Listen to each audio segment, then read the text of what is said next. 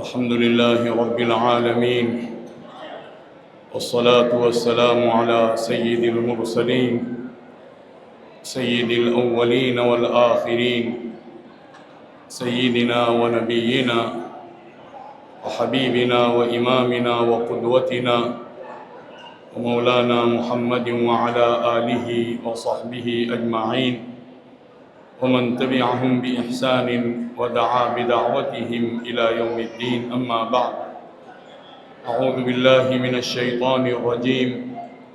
بسم الله الرحمن الرحيم. يا أيها الذين آمنوا اتقوا الله وابتغوا إليه الوسيلة وجاهدوا في سبيله لعلكم تفلحون. صدق الله العظيم. محترم و مکرم استاد گرامی جناب مولانا قاضی فاروق صاحب ندوی، محترم المقام جناب عبد المتین صاحب منیری، محتمم جامعہ جناب مقبول صاحب ندوی، اس ادارے کے بانی ہمارے رفیق محترم و صدیق معزز جناب مولانا الیاس صاحب ندوی حفظہم اللہ جمیعاً، ندوے سے آئے ہوئے مہمانان گرامی، حضرات علماء کرام اور اس عزیز ادارے کے عزیز ترین طلباء و طالبات و معلمین و معلمات، اللہ رب العزت کا فضل ہے، اللہ تعالیٰ نے ہمیں ایمان کی دولت سے نوازا اور اللہ نے اس کی حفاظت کا سلیقہ بھی ہم تمام کو عطا فرمایا۔ وہ تمام حضرات جو مدارس قائم کرتے ہیں اور جو دینی اداروں کے قیام میں اپنا کسی نہ کسی طرح کا کردار رکھتے ہیں، جو اسلامک اسکولوں کی بنیاد رکھتے ہیں اور جو یہ چاہتے ہیں کہ مستقبل میں ہماری ایسی ایک نسل پروان چڑھے جو نسل ایمان کی امین ہو، اسلام کی محافظ ہو، ایسے تمام اداروں کے ذمہ داران اس لائق ہیں کہ ان کو سروں پر بٹھایا جائے اور ان کو پلکوں پر سجایا جائے، اور وہ تمام ادارے اس قابل ہیں کہ وہ ہمیشہ پھلے پھولیں اور اپنی منزل تک پہنچ جائیں۔ مدارس اسلامیہ اور اسلامک اسکول حقیقت میں محسنین کو پیدا کرنے کا ذریعہ ہوتے ہیں۔ ہم تمام کو اللہ رب العزت نے جب اسلام کی دولت عطا فرمائی تو اللہ کی طرف سے عزت بھی ہم تمام کے نصیب میں مقدر کر دی گئی۔ ہم جو کچھ تعلیم حاصل کرتے ہیں اور جتنے بھی شعبے یہاں قائم ہیں یا مدارس میں قائم ہیں، وہ اس لیے ہیں کہ ان کے ذریعے سے ہم دوسروں تک اس عزت کو پہنچائیں جو عزت اللہ تعالیٰ نے ہمارے لیے مقدر فرمائی ہے۔ ہم عزت پانے کے لیے نہیں، عزت تو اللہ کی طرف سے ہمیں مل چکی۔ وَلِلَّهِ الْعِزَّةُ وَلِرَسُولِهِ وَلِلْمُؤْمِنِينَ وَلَكِنَّ الْمُنَافِقِينَ لَا يَعْلَمُونَ۔ عزت اللہ کی ہے، عزت رسول اللہ کی ہے، عزت اہل ایمان کی ہے، لیکن منافق جانتے نہیں ہیں۔ جو بھی تعلیم ہم حاصل کرتے ہیں، عصری تعلیم جس میں کمپیوٹر کی تعلیم ہے، انگلش کی تعلیم ہے اور دوسری جتنی بھی تعلیمات ہیں، یہ اس لیے نہیں کہ ان کے ذریعے سے ہم اپنے آپ کو باعزت سمجھیں، یہ اس لیے کہ دنیا جو کاسہ گدائی لیے ہوئے ہمارے سامنے کھڑی ہوئی ہے، اس دنیا کے دامن کو ہم عزت سے بھر دیں اور ان کو وہ عزت کا راستہ بتا دیں جس راستے سے وہ محروم ہیں۔ اس نقطے کو ہمیشہ ذہن نشین کر لیں۔ عزت جو ہمیں ملنی ہے، رفعت جو ہمیں ملنی ہے، بلندی جو ہمیں عطا ہونی ہے، وہ اللہ رب العزت کی طرف سے عطا کی جا چکی۔ اب ہماری ذمہ داری احسان کی ہے، احسان کی ہے اور احسان کی ہے۔ اللہ تعالیٰ نے محسنین کے تعلق سے قرآن کریم میں اپنی محبت کا جس قدر اظہار فرمایا ہے، کسی اور صفت کے تعلق سے اس طرح اظہار نہیں فرمایا۔ ہمارا کام یہ ہے کہ ہم دنیا کو دیکھیں کہ اس کا دامن کن کن پھولوں سے خالی ہے، وہ دامن ہم بھرنے والے بنیں اور ہم خود ایسے ہوں کہ صراط مستقیم پر ہمیشہ گامزن رہیں۔ اللہ رب العزت نے خود یہ بات ارشاد فرمائی ہے، وَكَيْفَ تَكْفُرُونَ، کیسے ممکن ہے کہ تم کفر کرو یا تم ناشکری کرو، وَأَنْتُمْ تُتْلَى عَلَيْكُمْ آيَاتُ اللَّهِ وَفِيكُمْ رَسُولُهُ، جبکہ تمہارے سامنے اللہ کی آیات تلاوت کی جاتی ہیں اور تمہارے درمیان اللہ کے رسول موجود ہیں۔ کتاب و سنت کی نعمتوں کے حصول کے بعد پھر انسان اس قدر مالا مال ہو جاتا ہے کہ اس کے اندر ادنا قسم کی کمی کا احساس نہ ہو۔ میں فارغ ہونے والے اپنے عزیز ترین طلبہ جو الوداع ہو رہے ہیں، اور یہ الوداع ایک ظاہری طور پر ایک ضابطے کے لحاظ سے الوداع ہے یہ، ورنہ جو اللہ کے رسول صلی اللہ علیہ وسلم کے مشن سے جڑا ہوا ہوتا ہے وہ کبھی الوداع کہنے والا نہیں۔ ان تمام کو اللہ تعالی ہمیشہ جمع کرے گا اور جمع رکھے گا۔ اللہ رب العزت کا یہ ارشاد ہے، وَلِكُلِّ وِجْهَةٌ هُوَ مُوَلِّيهَا فَاسْتَبِقُوا الْخَيْرَاتِ أَيْنَمَا تَكُونُوا يَأْتِ بِكُمُ اللَّهُ جَمِيعًا إِنَّ اللَّهَ عَلَى كُلِّ شَيْءٍ قَدِيرٌ۔ ہر ایک کا خاص رخ ہوتا ہے جس کی طرف اپنا چہرہ کیے ہوئے ہوتا ہے۔ اے مومنوں، اور جہاں اللہ رب العزت کا حکم اہل ایمان کے لیے ہوتا ہے وہ طلباء کے لیے، علماء کے لیے اور دینداروں کے لیے بدرجہ اولا ہوتا ہے۔ وَلِكُلِّ وِجْهَةٌ هُوَ مُوَلِّيهَا فَاسْتَبِقُوا الْخَيْرَاتِ، تمہاری ذمہ داری یہ ہے کہ جہاں کہیں بھی خیر ملے اس کی طرف سبقت کرو اور آگے رہنے کی کوشش کرو، دوسروں کو پچھاڑ کر، دوسروں کو گرا کر، دوسروں کو دھکا دے کر نہیں، دوسروں کو ساتھ لے کر ہمیشہ آگے رہنے کی کوشش کی جائے۔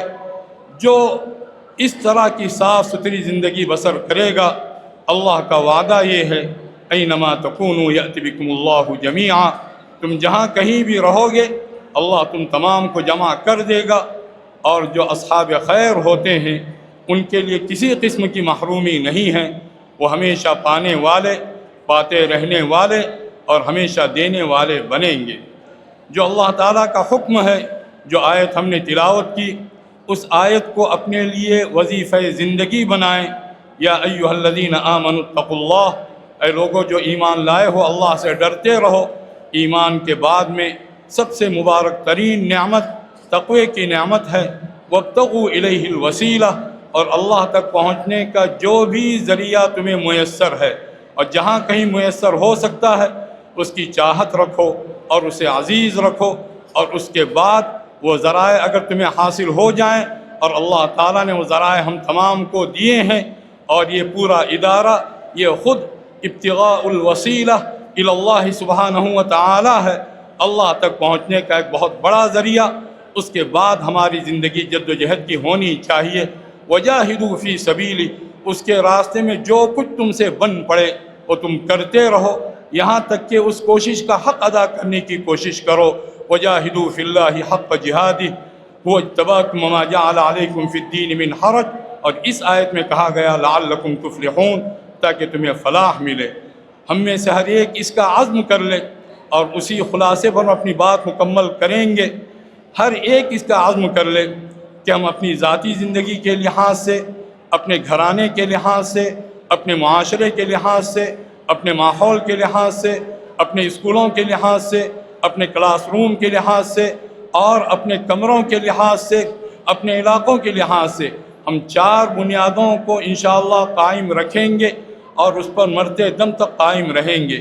سب سے بڑی بنیاد وہ صحیح عقیدہ ہے، اللہ ایک ہے، اور اللہ رب العزت نے جو عقیدہ اپنے پاک کلام میں بیان کیا ہے ہم اس کو لے کر جئیں گے، اور اسی مشعل کو لے کر ہم دنیا کے ایک کونے سے دوسرے کونے تک پہنچیں گے۔ وَأُوحِيَ إِلَيَّ هَذَا الْقُرْآنُ لِأُنذِرَكُمْ بِهِ وَمَنْ بَلَغَ، یہ قرآن میری طرف وحی کیا گیا ہے تاکہ اس کے ذریعے سے میں تمہیں بھی آگاہ کروں، اور جہاں تک اللہ کا کلام پہنچتا رہے گا میں تمہیں آگاہ کرتا رہوں گا۔ صحیح عقیدے کے ساتھ زندگی بسر کی جائے گی، اور صحیح عقیدہ وہ ہے جو اللہ نے اپنے کلام میں بیان کیا اور اللہ کے رسول صلی اللہ علیہ وسلم نے اپنی احادیث میں بیان کیا، اور جس عقیدے کے اولین حامل حضرات صحابہ کرام بنے، جن کے بارے میں قرآن کریم نے گواہی دی، وَأَلْزَمَهُمْ كَلِمَةَ التَّقْوَى وَكَانُوا أَحَقَّ بِهَا وَأَهْلَهَا۔ اللہ نے ان کو تقوی کی بات پر کاربند رکھا، اور وہ اس کے سب سے بڑھ کر حقدار تھے اور اس کی سب سے بڑھ کر اہلیت رکھتے تھے۔ یہ ایک بنیاد ہے۔ دوسری بنیاد شرم و حیا کی ہے، جو احادیث سے ہمیں معلوم ہوتی ہے۔ ان مما ادرک الناس من کلام النبوۃ الاولی اذا لم تستحی فاصنع ما شئت۔ قدیم نبوت سے جو ایک اصولی تعلیم چلی آئی، گویا حضرت آدم علیہ السلام سے لے کر حضرت صلی اللہ علیہ وسلم تک، وہ یہ کہ اگر تمہارے اندر شرم و حیا ہی نہیں ہے تو جو چاہو وہ کرو۔ تو شرم و حیا جوہر ایمان کی حفاظت کرنے والا جوہر ہے، اور یہ وہ پانی ہے جس سے ایمان کی تمام شاخیں ہمیشہ سرسبز و شاداب رہتی ہیں۔ الایمان بضع وسبعون شعبہ فافضلها قول لا الہ الا اللہ وادناها اماطۃ الاذی عن الطریق والحیاء شعبۃ من الایمان۔ تیسری بنیاد امانت داری اور دیانت داری ہے۔ ہم جہاں کہیں بھی رہیں گے دیانت دار بن کر، امانت دار بن کر رہیں گے، ہم اپنے دین کے محافظ بھی ہوں گے، پاسباں بھی ہوں گے، امین بھی ہوں گے۔ ہمارے اندر خیانت نام کی کوئی چیز کبھی نہیں رہے گی، چاہے زندگی جس موڑ پر لے آئے، لیکن صفت امانت کو کبھی چھوڑا نہیں جائے گا۔ اس کی بنیاد پر اللہ رب العزت کی مدد آتی ہے، اور اللہ نے خود یہ بات ارشاد فرمائی ہے، ان اللہ یدافع عن الذین آمنوا ان اللہ لا يحب كل خوان کفور۔ اللہ تعالیٰ ایمان والوں کی مدافعت کرتا ہے، کرے گا، دفاع کرتا ہے، کرے گا، طرفداری کرتا ہے، کرے گا، حمایت کرتا ہے، کرے گا، حامی بنتا ہے، بنا رہے گا، اور ان کی مدد کرتا اور کرتا رہے گا۔ لیکن کب؟ اللہ کو نفرت ہے ہر اس شخص سے جس کے اندر دغابازی پائی جاتی ہے اور جس کے اندر ناشکری پائی جاتی ہے۔ شکر گزاری اور امانت داری کو اپنی زندگی کی بنیاد بنائیں گے اور زندگی کا جلی عنوان بنائیں گے۔ اور چوتھی چیز ادب ہے۔ ہم ادب کرنے والے بنیں، اپنے اسکول کا، اپنی کتابوں کا، اپنے اساتذہ کا، اپنے ذمہ داران کا، اپنی استانیوں کا جنہوں نے ہمیں پڑھایا، اپنے ماں باپ کا جو ہمارے لیے دنیا میں آنے کا باعث بنے۔ اگر بے ادبی پیدا ہوئی، آدمی بہت زیادہ کام کرے گا، نتیجہ پھر بھی صفر نکلے گا۔ اور اگر آدمی کے اندر ادب اور احترام کی کیفیت رہی، اور ادب میں صرف آپ کے جو آخری درجات کے جو اساتذہ ہیں، صرف وہی نہیں جنہوں نے مکتب میں آپ کو پڑھایا، جنہوں نے الف با تا سا سکھائی، جنہوں نے ABCD سکھائی، جو بھی آپ کو بنانے میں شریک ہے، ہر ایک کا یکساں طور پر ادب کیا جائے، تو پھر زندگی کی بہاریں آپ دیکھیں گے۔ آپ تھوڑا سا کام کریں گے، لیکن اس کے نتیجے میں اللہ رب العزت کی طرف سے اس کے ثمرات بے پناہ دکھائے جائیں گے۔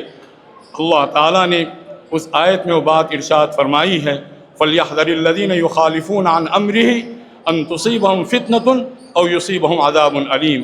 لوگوں کو بچنا چاہیے جو خدا و رسول کے احکامات کی نافرمانی کرتے ہیں، یا تو ان کو فتنہ آ پکڑے گا یا عذاب علیم آئے گا۔ اور فتنے کا کم سے کم درجہ یہ ہے کہ انسان کے کام برکتوں سے خالی رکھے جاتے ہیں۔